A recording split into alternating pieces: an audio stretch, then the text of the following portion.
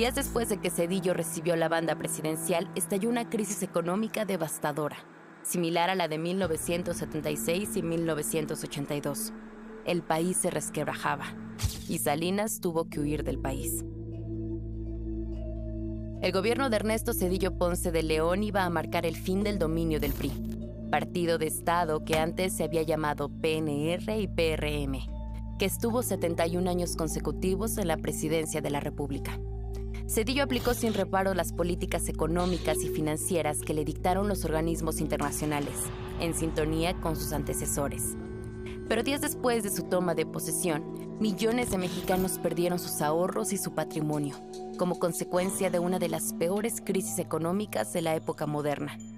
El gobierno de Zedillo redujo, aceleradamente y desde su inicio, las restricciones que se habían impuesto al comercio internacional, y provocó que a fines de 1994 el país tuviera un déficit, en cuenta corriente, de más de 27,000 millones de dólares. Además, el peso seguía sobrevaluado, lo que llevó a una constante y secreta fuga de capitales.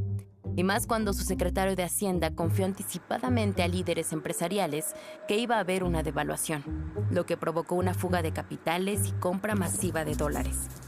Al aviso siguió la devaluación y se puso a flotar el peso. Y las reservas internacionales se redujeron, en un mes, de 12,200 millones a 3,483 millones de dólares. Aunque Zedillo obtuvo un paquete de rescate superior a los 50,000 millones de dólares con el respaldo del presidente de Estados Unidos, Bill Clinton, en 4 meses las tasas de interés se dispararon. La inflación anual llegó a 55% y cientos de miles de familias perdieron sus ahorros, casas y empresas. Se esfumaron millones de empleos. Muchos mexicanos no pudieron pagar sus créditos.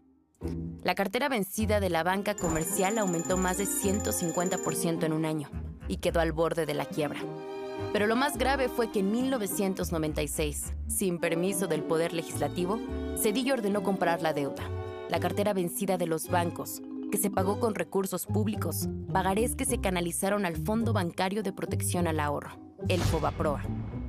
Zedillo luego convirtió esos pagarés en deuda pública, la cual, con el rescate bancario, se multiplicó por 4.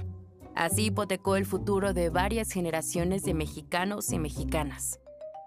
Según el periódico La Jornada, hasta septiembre de 2023, los intereses y gastos de administración pagados por la deuda del FOBAPROA, arrastrada desde mediados de los 90, superan 1,813,556,4 millones de pesos a valores reales. Por otra parte, Zedillo impulsó la reforma electoral de 1996 y consiguió cambios que fueron el mayor avance de la transición a la democracia del país. Y de mantener un diálogo respetuoso. De este modo, durante la sucesión presidencial, el candidato del PAN, Vicente Fox, se impuso sobre los del PRI y PRD y dio fin a un largo periodo de saqueo y corrupción del partido dominante.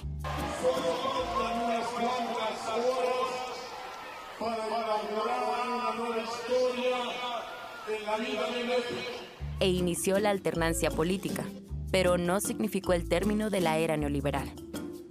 Acabada su gestión, Zedillo se fue a Estados Unidos, donde asesoró distintas corporaciones. Algunas eran beneficiarias de las privatizaciones que él mismo promovió. En su sexenio, México vivió la peor recesión en 70 años, y la proporción de mexicanos en situación de pobreza alcanzó 60,8% y en pobreza extrema 28,8%, cifras inéditas en el país.